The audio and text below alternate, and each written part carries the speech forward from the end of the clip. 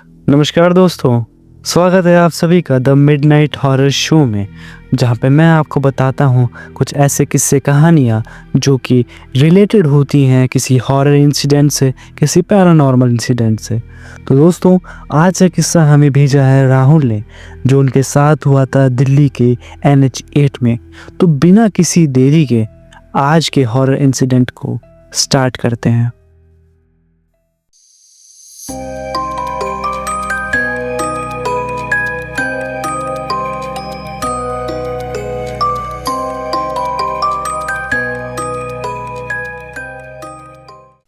रात का वो वक्त था जब दिल्ली का शोरगुल थम चुका था।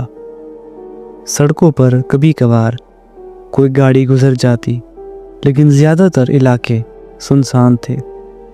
घड़ी ने अभी अभी 12 बजाए थे और NH8 की सड़क पर हल्की सी धुंध तैर रही थी। कहते हैं दिल्ली कभी सोती नहीं, लेकिन ये आधी रात का समय कुछ और ही होता है, जैसे पूरा शहर किसी और ही रहस्य से घिर जाता हो। इसी वक्त महिपालपुर रेड लाइट के पास खड़ा था राहुल, जो कि दिल्ली यूनिवर्सिटी का एक स्टूडेंट है। गुड़गांव से इंटरव्यू देकर लौट रहा था। काफ़ी थका हुआ था। पैसों की कमी के कारण कैब लेना नहीं चाहता था और ऑटो का नामो निशान नहीं था। सड़क पर वो अकेला था और तभी उसे दूर से आती हुई हेडलाइट्स नजर आई। शुरुआत में उसको लगा कि ये कोई प्राइवेट बस होगी, लेकिन जैसे जैसे वो गाड़ी करीब आई, राहुल की धड़कनें बढ़ती गई। वो थी एक पुरानी सी बस। रंग कुछ फीका पड़ा हुआ था, लाल और नीला मिलकर, जैसे किसी जमाने के DTC बस हो। लेकिन अजीब ये था कि इतनी बड़ी गाड़ी होने के बावजूद इंजन की कोई आवाज़ तक नहीं थी। बस उसके सामने आकर धीरे से रुकी। दरवाजे अपने आप खुल गए, वो भी बिना किसी कंडक्टर के होते हुए। राहुल थोड़ा सा हिचक गया, लेकिन फिर उसके मन ने कहा, शायद ये आखिरी बस होगी, बैठ जाता हूँ। और वो बस में बैठ गया। बस के भीतर कदम रखते ही राहुल को अजीब सी ठंडक महसूस हुई, जैसे किसी ने अचानक AC चला दिया हो। लेकिन खिड़कियाँ टूटी हुई थी। हवा अंदर से नहीं बल्कि कहीं और से आ रही थी। सीटों पर लोग बैठे थे, मगर सब एकदम चुप थे।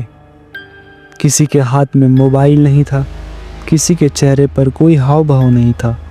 सब बस एक दूसरे से दूर देखते हुए बैठे थे। सबसे अजीब बात तो ये थी कि उन सब के कपड़े लगभग एक जैसे थे, सफ़ेद, फीके, पुराने।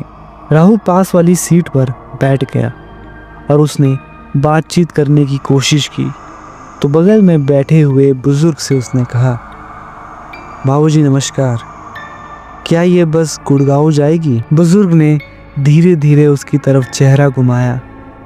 उनकी आंखें बिना पलक झपकाए सीधे राहुल पर टिक गई, पर कोई जवाब नहीं आया।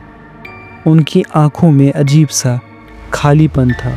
राहुल यह देखकर थोड़ा सा बेचैन हो गया।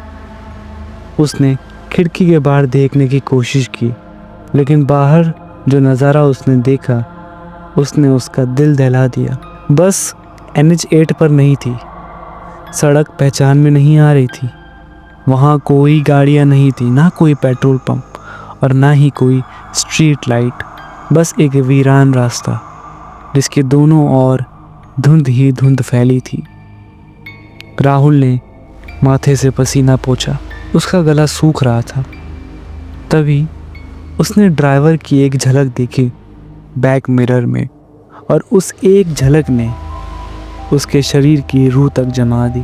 ड्राइवर का चेहरा आधा जला हुआ था, आंखें कोयले जैसी काली थी, होठ जैसे गल कर झड़ चुके हों, और वो बार बार सिर्फ सड़क की तरफ ही देख रहा था, वो भी बिना पलक झपकाए। राहुल को डर लगने लगा था। राहुल का दिल ज़ोर ज़ोर से धड़कने लगा। उसने सोचा शायद ये कोई सपना है, लेकिन तभी पीछे बैठी महिला उसके पास आई, जिसने अपना चेहरा घूंघट से ढका हुआ था। धीरे धीरे उसकी तरफ मुड़कर उसने बोला, डर मत बेटा, अब आदत डाल लो। ये वही बस है जो 1990 की सर्दियों में जली थी। सब यात्री जिंदा जलकर राख हो गए थे और अब हम सब हमेशा इसी बस में फंसे हुए हैं। राहुल ने जैसे ही ये सुना, उसकी सांसें थम सी गई। उसे याद आया उसने अखबार में कभी पढ़ा था कि NH8 पर एक भयानक हादसा हुआ था। एक बस में शॉर्ट सर्किट से आग लगी थी और किसी ने जान बचने का मौका तक नहीं पाया। सब के सब उस बस में जिंदा जल गए। वो सोच भी नहीं पा रहा था कि जो सामने बैठी औरत है या ये सब लोग, क्या ये सचमुच जिंदा है या उसके मन का वहम है। तभी अचानक बस की स्पीड बढ़ गई।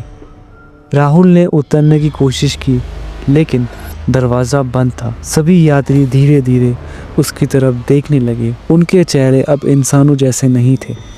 किसी की आंखें लाल हो गई, किसी की आंखें काली हो गई और ये सब एक साथ बुदबुदाने लगे और बोलने लगे, अब तुम भी हमारे साथ हमेशा यहीं रहोगे। राहुल डर गया और एकदम से चीख पड़ा। उसने खिड़की तोड़ने की कोशिश की। तभी अचानक से उसे एक तेज खिंचाव महसूस हुआ। किसी ने उसका हाथ पकड़कर बाहर खींच लिया। वो जोर से सड़क पर आ गिरा और पलट कर देखा तो बस गायब हो चुकी थी।